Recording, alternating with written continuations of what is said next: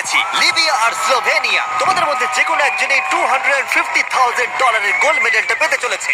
Libya এখন একটা জোরে কিক মারবে। এটা কিন্তু খুবই শক্ত। বয়েজ, তোমরা কি ওয়ালগুলো সরিয়ে নেবে?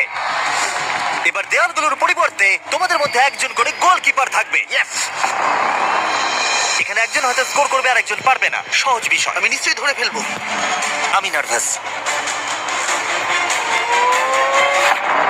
দেখো ফেক করলো। হ্যাঁ, ফেক করলো। ও একভাবে তাকিয়ে আছে। আমার মনে হচ্ছে এবার ও ধরেই ফেলবে।